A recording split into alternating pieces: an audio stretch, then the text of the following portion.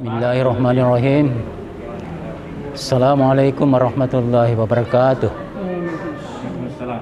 Alhamdulillah, syukurlah.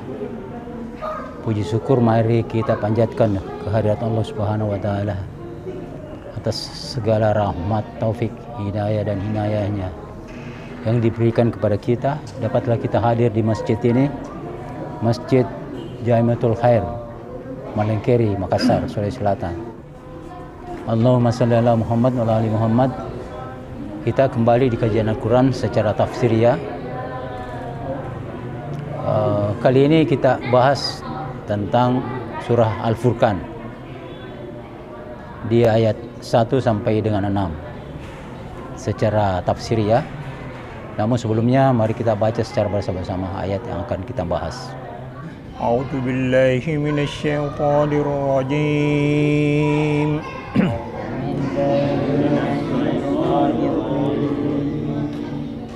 Bismillahirrahmanirrahim.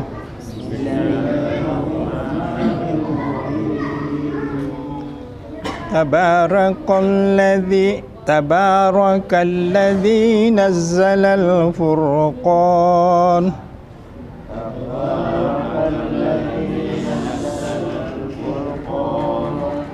ala abdihi liyakuna lil alamin nadhira.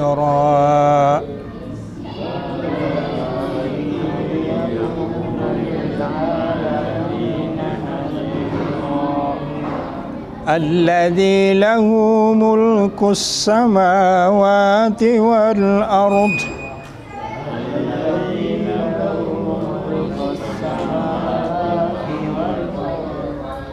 walam yattakhidh waladan walam yakul lahu syarikun fil mulk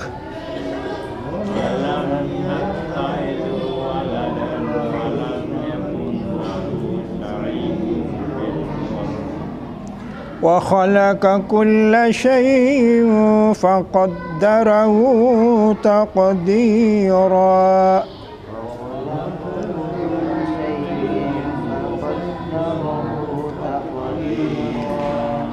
واتخذوا من دونه آلهة لا يخلقون شيئا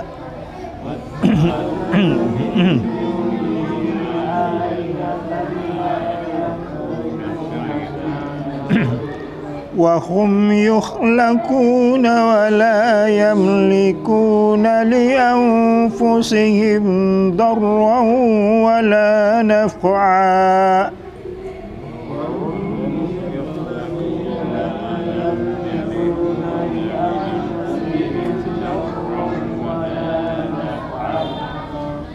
ولا يملكون موتا ولا حياة ولا نشورا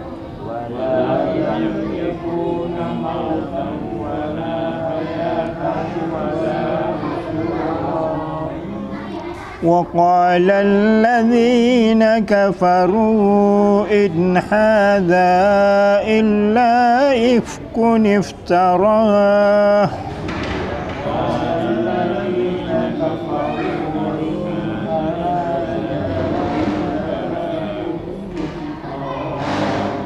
وعانه عليه قوم آخرون فقد جاءوا ظلما وزورا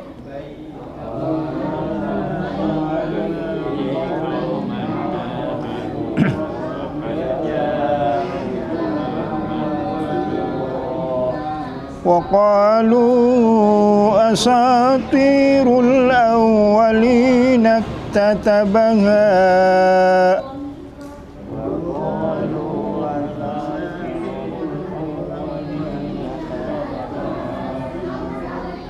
فهي تملى عليه بكرة وأصيلا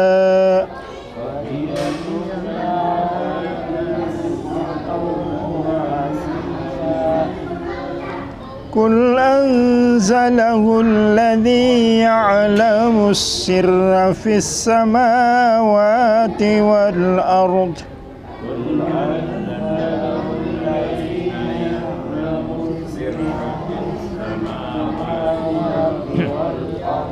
إنه كان غفورا رحيما.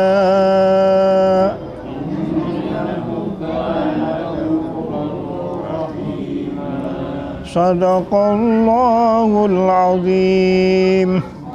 Alhamdulillah allazi allama bil kalam allamal insana ma lam ya'lam. Allahumma shalli ala Muhammad wa ala ali Muhammad. Quran ini sangat istimewa karena memang diturunkan oleh yang maha suci, maha mulia, maha mengetahui. Bahasa Quran adalah satu-satunya bahasa kitab suci yang masih dipakai sampai saat ini. Kalau kitab-kitab lain, Taurat, Injil, Zabur, tidak dipakai lagi bahasanya. Kalau Taurat itu bahasa Ibrani sudah beda dengan bahasa yang dipakai di Israel sekarang ini. Begitu pula Injil, asalnya itu bahasa Suryani, sudah bahasa mati, tidak lagi dipakai.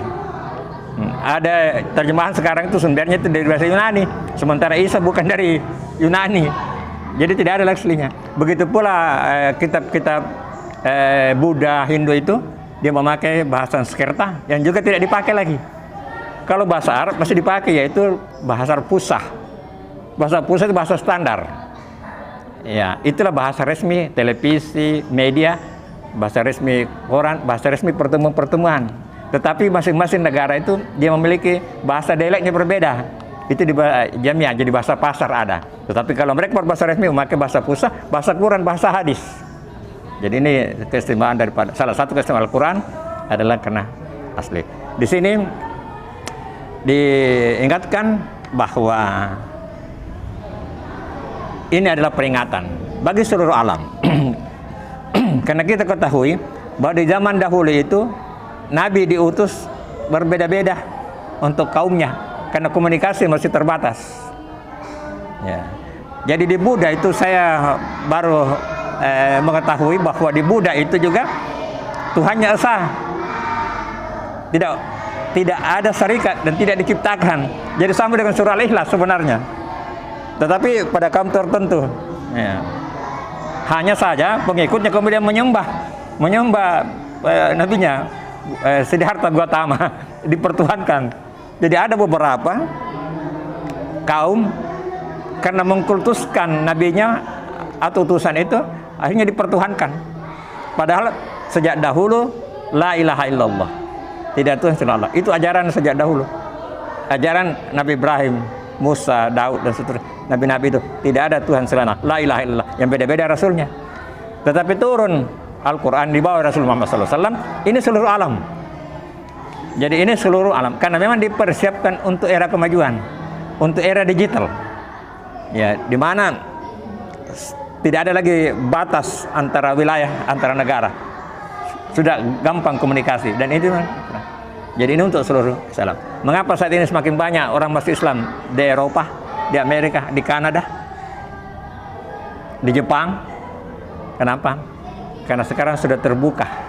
Kalau dulu mereka belajar tentang agama, tentang Islam itu dari orientalis yang sengaja menjelek-jelekkan. Sekarang itu mereka bisa belajar langsung dari orang-orang Islam.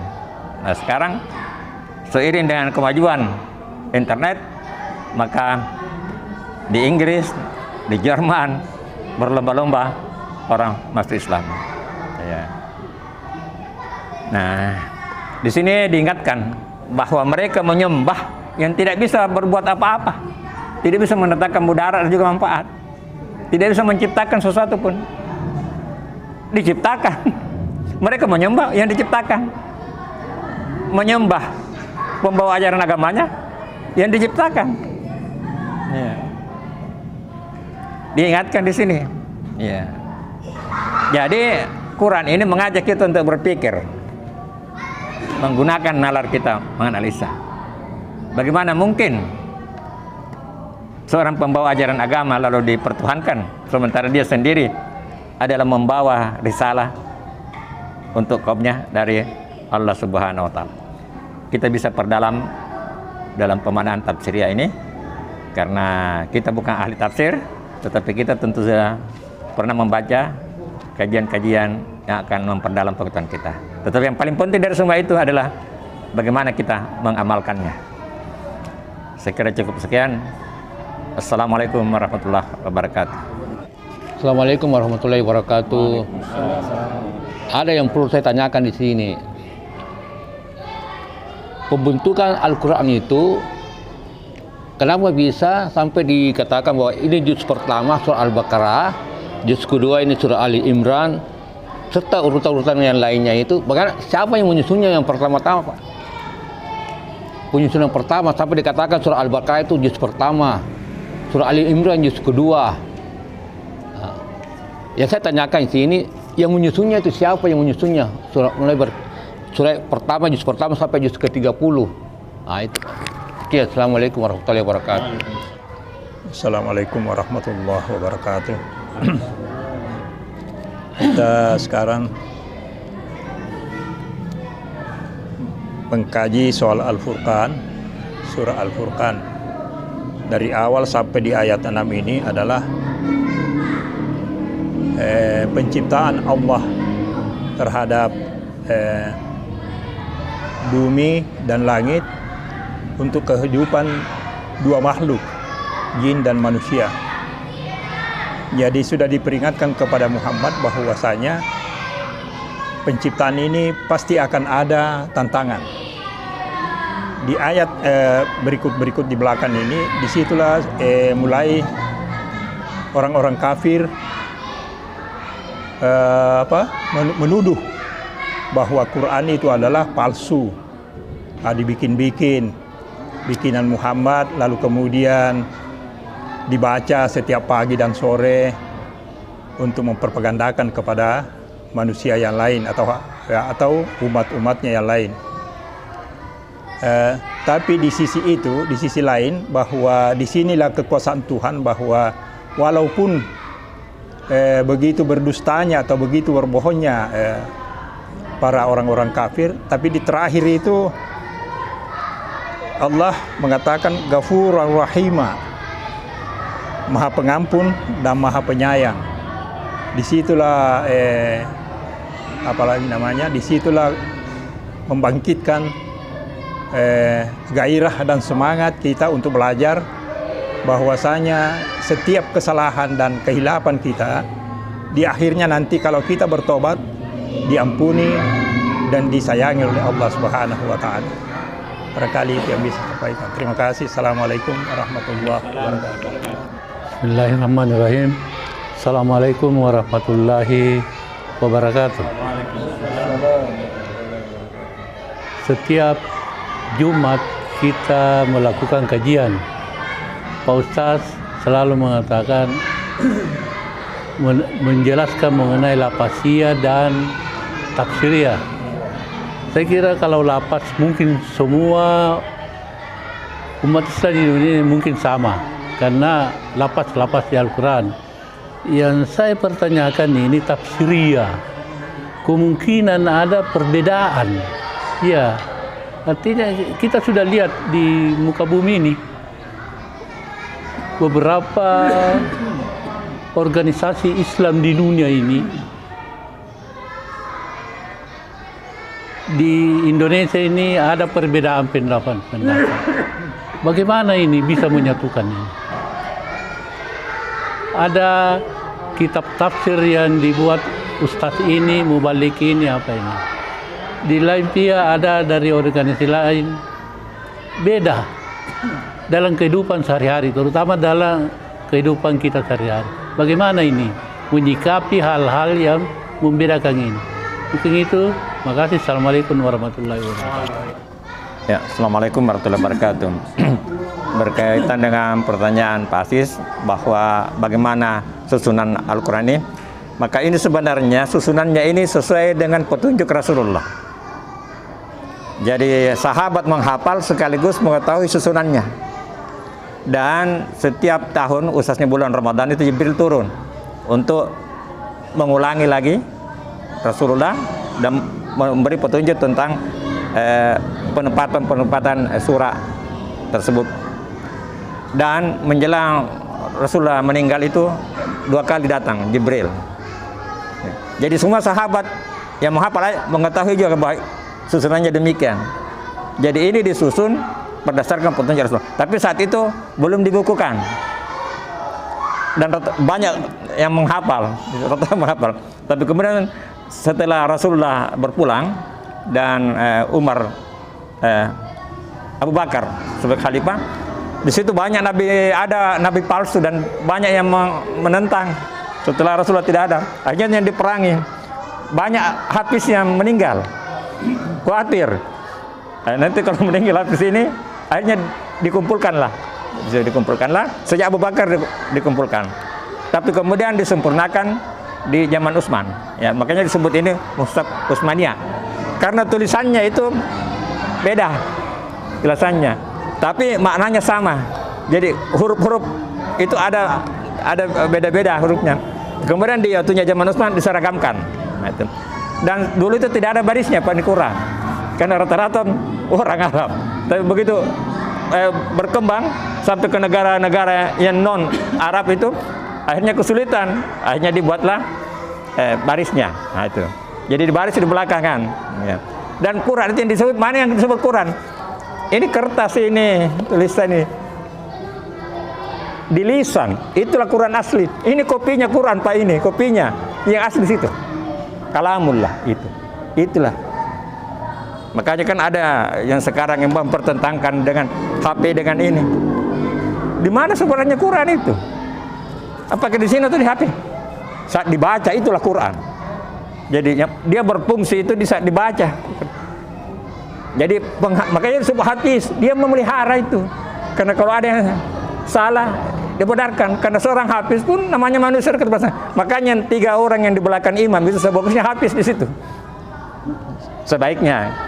Tapi kalau tidak ada ya, apa boleh buat? Yang mendekati hafiz saja. Ya, saya tanya ini, Pak, ini yang membuat juz pertama itu surat Al-Baqarah, surat Al-Imran. Oh, itu dia sesuai petunjuk Rasul. Ya. Sesuai petunjuk Rasul itu.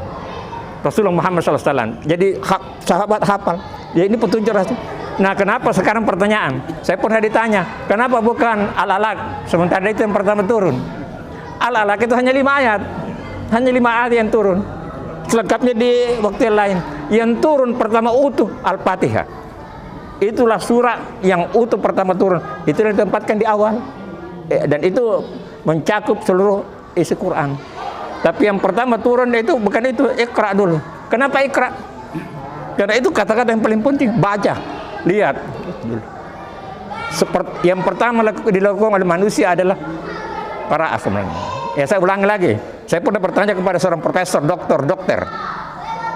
Kalau anak baru lahir, apa yang pertama dilakukan? Bila menangis, itu sesuai pengalamannya. Dia bilang tidak. Menangis adalah pekerjaan kedua. Yang pertama adalah membaca dengan perasaannya. Di dalam kandungan ibunya, di rahim itu enak. Begitu lahir, berbeda. Nangis hasil bacaan. Jadi yang pertama dia lakukan baca. Saya pernah tanya mahasiswa saya di UIN. Kalau you pertama datang ke sebuah rumah, yang pertama you datangi, apa yang pertama kita lakukan? Ada 2 jawaban. Ada bilang ketuk pintu. Ada bilang salam. Saya bilang tidak. Sebelum kau ketuk pintu, kau lihat dulu di mana pintunya. Membaca itu. Itu membaca. Yang salam juga begitu. Itu. Jadi membaca. Kita keluar di masjid, membaca dulu Pak, baru kita pakai sandal Pak. Kita masuk di masjid, pasti membaca dulu. Itu luar biasa itu kata-kata Iqra itu. Tidak mungkin seorang Muhammad bisa memilih itu.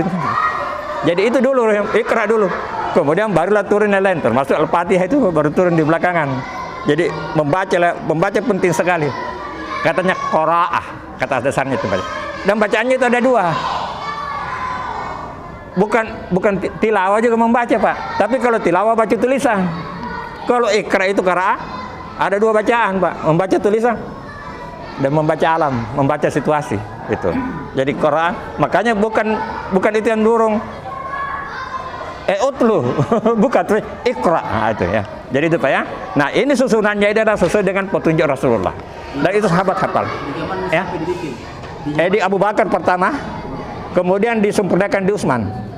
Di Utsman itu versi ada beberapa tulisan-tulisan diseragamkan. Nah, itu makanya ini yang sampai kita dari Utsmani. Ya. Tapi sahabat hafal.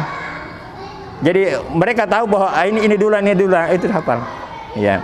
Dan satu surah itu tidak utuh bersambung. Ya, seperti Iqra itu kan lanjutannya di belakangan.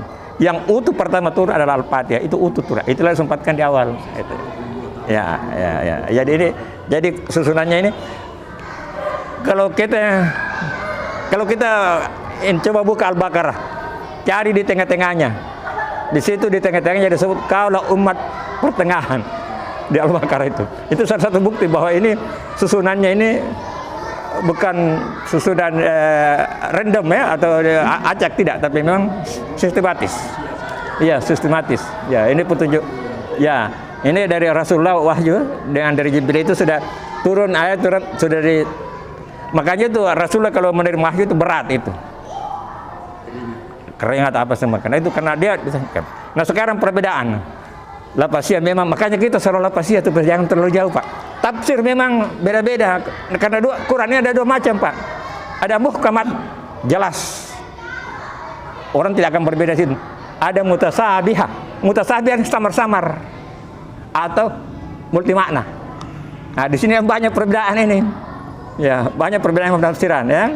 Tetapi kita orang Indonesia, kita ikuti tafsir Departemen Agama. Terus terang saja Pak, kajian ini referensi saya itu adalah Jalalain dan Departemen Agama untuk bahasa Indonesia. Untuk bahasa Inggris M. Yusuf dan juga Muhammad Sa'ad. Itu bahasa Inggris, versi bahasa Inggris. Jadi ada 4 Pak yang saya dipengasih. Dan di komputer ada lagi satu, yaitu Quran Arabic Corpus. Itu dibuat bukan ahli agama, tapi ahli komputer. Kita ketik saja satu kata Pak, muncul semua. Di mana terdapat surah mana ini. Dan itu pernah dapat hadiah. Dia orang Inggris, mamanya orang Mesir, bapaknya orang Inggris.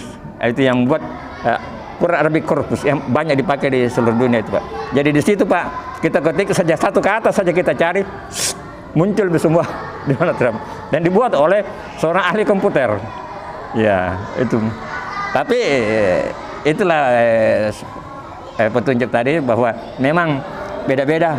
Tapi kalau berbeda begitu, makanya kita Pak, kita tidak boleh menyalahkan orang. Kita katakan saja, kau punya pendapat demikian, saya memiliki pendapat yang berbeda.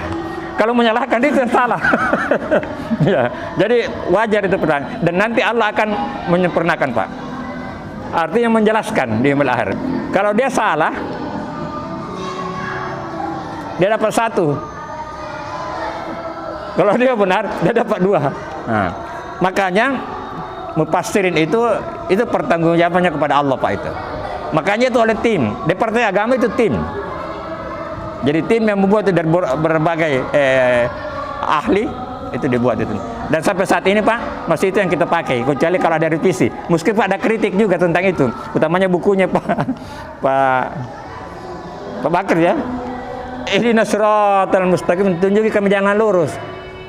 Diartikan jalan lurus itu bahasa metafor, bahasa kias itu.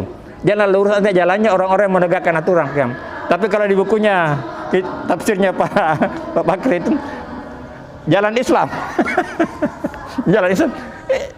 Sebenarnya dia tidak benar juga itu, tapi dia memperlebar itu makna, bukan jalan Islam kan kita kasih jalan selamat, artinya kan Islam kan selamat itu. Nah itu memang berbeda, tapi kalau kita pikirkan sama. Ya, jadi itu tidak bisa dihindari Pak, perbedaan itu. Selama niatnya baik, ya kecuali memang ada yang sengaja, seperti orang yang sengaja memang orientalis itu yang sengaja memang membelokkan. Tapi selama orang Islam, ya begitulah, kita punya kemampuan terbatas ya. Makanya kita selalu istighfar ya. Kita belajar Al-Quran ini, kita selalu istighfar, dan saya tidak akan berani ini Pak kalau saya tidak punya referensi. Saya katakan tadi saya 4 referensi saya itu. 2 kitab, 3 yang berbahasa Inggris dan 2 berbahasa Indonesia. Saya senang itu bahasa Inggris karena analisanya bagus, kuat. Itu.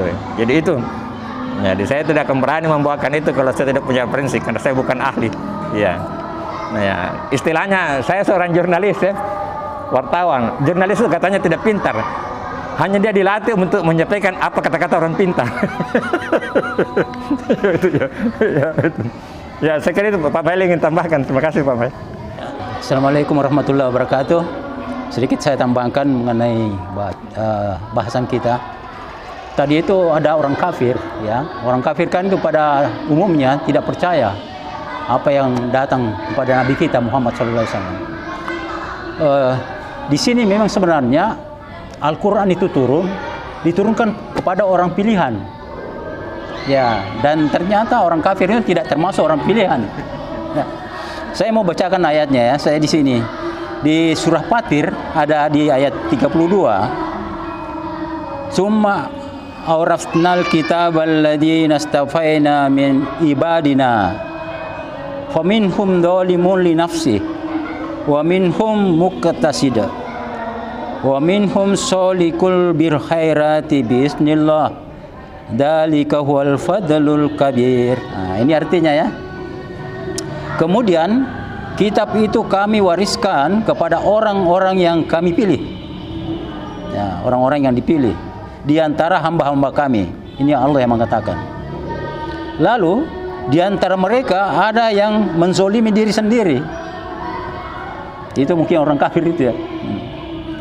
Ada yang pertengahan dan ada pula yang lebih dahulu berbuat kebaikan dengan izin Allah. Yang demikian itu adalah karunia yang besar. Nah, jadi jangan heran kalau ada orang menantang-menantang itu Al-Quran. Karena dari dulu memang keadaannya sudah begitu ya, ada yang tidak percaya terhadap apa yang turun itu. Nah, alhamdulillah kita ini termasuk orang pilihan sesungguhnya karena kita percaya dan kita melaksanakan isi dari Al-Quran ini sebagai petunjuk hudan linnas, jadi untuk manusia. Sedikit itu tambahan saya. Assalamualaikum warahmatullahi wabarakatuh.